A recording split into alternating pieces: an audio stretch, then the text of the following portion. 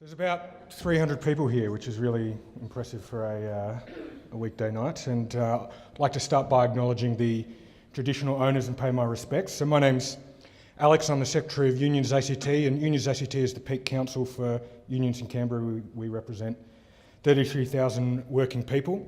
Now, we're not affiliated with the Labor Party, but many of my affiliates are, and I'm a member of Labor for Refugees. And I thought I'd just start by talking a bit about what the position of Australian unions and the Australian union movement is on refugees and asylum seekers. And we have a very clear, detailed national policy that was debated at the recent ACTU Congress this year and voted on. So I just, it's not just unions ACT, but the national union movement. So unions recognise that refugees and asylum seekers are amongst the world's most vulnerable people. And as a movement, we have always stood beside and supported the vulnerable, the disadvantaged, the oppressed. We believe that seeking refuge is a fundamental human right. For over a century, unions have supported this right. We do not do so because of some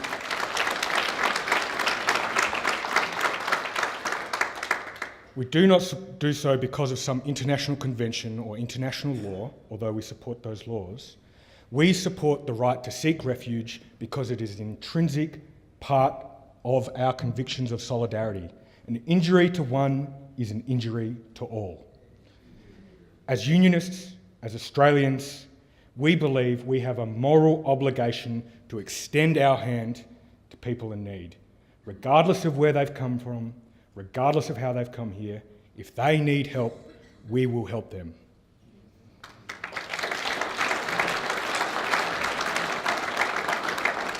And as a movement, we have a long-standing commitment to challenging the unethical, misleading and cruel policies that successive governments have taken towards asylum seekers.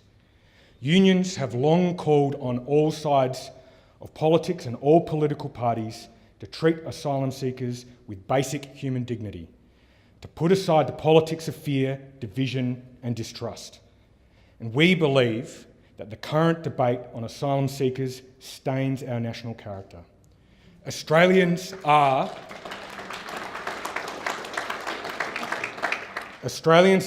good people. We are generous people. We are humane and compassionate people.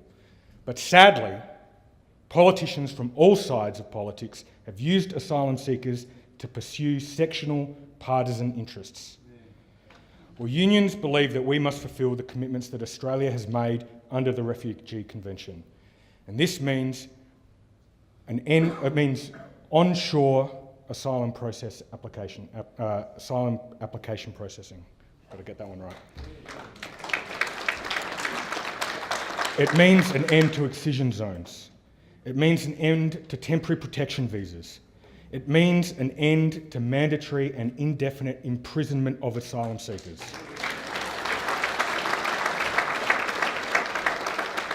It means closing Manus and Nauru. It means an end to deterrence policies.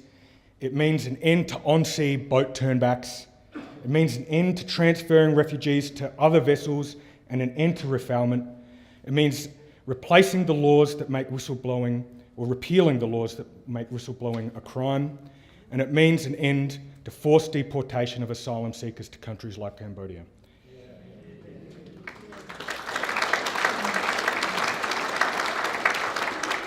Unions are appalled, and we condemn the systematic and institutionalised nature of abuse that mandatory imprisonment has caused. Reviews and reports like the Moss report that was talked about earlier have uncovered serious allegations of sexual assault against women and children. The mandatory imprisonment of asylum seekers amounts to a form of child abuse. It is a stain on the federal parliament that over 800 children are still held in mandatory closed immigration prison camps, and over 160 babies have been born into these prison camps since 2012. This abuse appears to be the policy objective of the Abbott government, to punish people who seek asylum, and unions absolutely condemn the indefinite imprisonment of asylum seekers and refugees. We oppose and condemn the outsourcing of detention services. Since 2007, Over $10 billion has been awarded in contracts to major multinational companies to provide these mandatory imprisonment services. This results in inappropriate transfer of accountability of conditions in those imprisonment camps. It allows for the abuse and the appalling conditions to be kept secret under the veil of commercial and confidence. It is unconscionable. Unions are also opposed to the precarious and temporary protection visas and the conditions that are forced upon people on those visas. Asylum seekers on a temporary visa can access only limited financial assistance and are not entitled to work. It is appalling that asylum seekers are denied the right to work. This simply further removes the dignity of asylum seekers who must rely on charity to survive. Now, as a global movement, unions are acutely aware of the social and security drivers behind many of the humanitarian refugee crises, and many unionists end up fleeing their home nation, so it is an issue that we globally are acutely aware of. The destruction of civil society and the outbreak of civil war in the Middle East and parts of Africa, the erosion of social protections and out-of-control economic exploitation in Southeast Asia. Our world is becoming less equal as the gap between rich and poor has grown to unprecedented levels, not to mention the conflict that is caused by resource scarcity and climate change. Over 75% of the world's people have no social security, no pensions, no unemployment income, no health protection, no child protection, no access to education, housing or sanitation. At the same time, globally, wages as a share of GDP is at the lowest in decades. Economic and social stability requires greater equality and more equal distribution of income and wealth. And workers' rights are essential to ensuring social equality and a stable civil society. In nations where workers' rights and unions are under attack, we also see a breakdown of civil society more generally, and attacks on other rights: gender, racial, sexual preference, political, and more. Life, human life, not capital, must be the primary preoccupation of our political leaders in Australia and around the world. We need a global solution.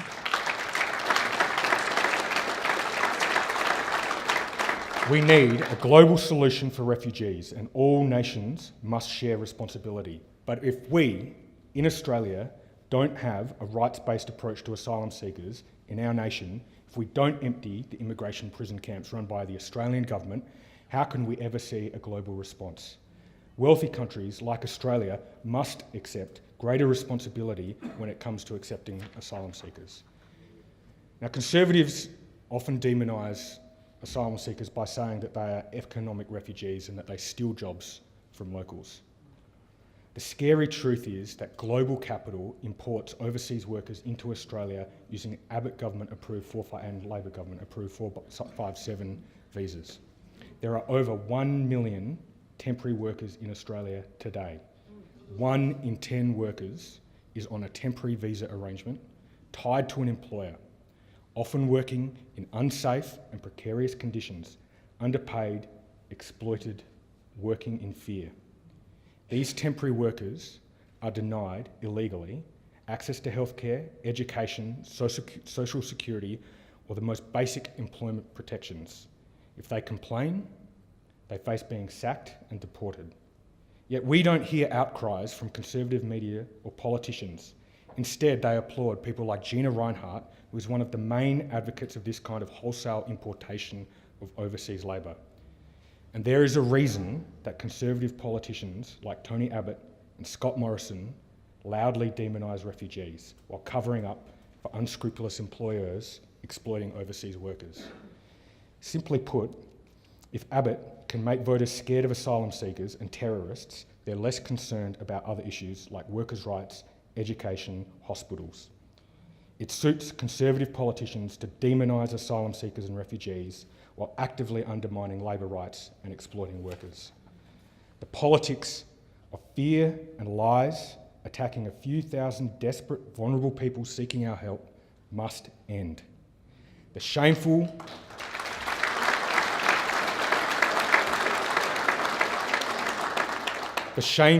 punitive Abbott government policy towards refugees is driven by a calculated, purposeful, conservative electoral politics. The poisonous language of border control, illegals, queue jumpers was created by conservative pollsters and spin doctors under the Howard regime. And I'd like to say that most Australians don't care about asylum seekers or refugees as an issue, but sadly, that's not the case. The reason that Abbott and Morrison run a racist anti-refugee campaign is because they are effective. It is scaring people who live in marginal seats in Queensland and Sydney, people whose votes will change the outcome of the next election. The fear and anxiety in those areas and amongst working people is targeted at asylum seekers, but really reflects concerns about migration. As I've said, there is a concerted effort by the likes of Gina Rinehart, major construction companies, and the hotels lobby to completely open up our labour market to exploited overseas workers. The response from the Liberal Party and the conservative media is to demonise asylum seekers to hide the vast numbers of migrant workers coming to Australia. And sadly, we live in a post-fact world, certainly in Australia if you've been watching Q&A recently. No amount of myth-busting on fact-checking will stop Abbott and Morrison from lying about asylum seekers and refugees. And of course, we absolutely must confront the lies. We absolutely must condemn racism. As advocates for compassionate policy, we must realise this is not a rational debate. It is about fear, and facts alone can't change that. Now, to the Labor Party's ongoing shame, Kim Beazley and other Labor leaders since have caved into this conservative scare campaign started by Howard. The impact of Howard's poisonous rhetoric on Labor politicians' psyche is deep. Most of Labor's federal leadership entered Parliament when Howard was Prime Minister. And tonight we're talking about Labor's refugee policy. The policy being considered by the upcoming National ALP conference is poisoned by Howard-era scaremongering and lies. And as we know, this issue is diabolical for Labor. It is diabolical, in my view, because Labor has shown it too quickly compromises its values and convictions when it comes to asylum seekers. The conservative media scare machine, driven by The Australian, the Daily Telegraph, Courier Mail, Herald Sun, run aggressive campaigns against Labor and against asylum seekers. And rather than stand up, Labor has tried to match the Liberal Party's punitive approach. This not only validates the lies told by the Liberal Party and conservative scaremongers, but it alienates Labor from its progressive supporters. Now, Labor is meant to be a party of social justice, of compassion and fairness. For generations it has delivered for millions of Australians and the migrants who have come here to make our country their home. But Labor cannot stand for social justice and compassion for some, but not for asylum seekers. Labor cannot support a policy of boat turnbacks, mandatory and indefinite imprisonment of asylum seekers. Labor cannot support the continued operation of prison camps at Manus and Nauru. Labor cannot support policies driven by a fear-inducing campaign of lies. And delegates to Labor's national conference must have the courage of their convictions. Labor must stand up to the conservative scaremongering and to people in their own ranks who perpetrate the lies about asylum seekers. And the meeting here tonight is calling on a humane, compassionate policy for Labor. The draft policy, if it was adopted by the National Conference, would deeply wound the moral standing of Labor. It would further entrench systematic cruelty towards the world's most vulnerable people. It would simply play into the hands of Tony Abbott and Scott Morrison, who are calculating on Labor to validate their immoral and illegal policies of mistreatment of asylum seekers. The counter to lies must be a principled, conviction-based stand. The toxic, routine manipulation of truth to promote fear for the sole purpose of winning elections must not be supported by Labor.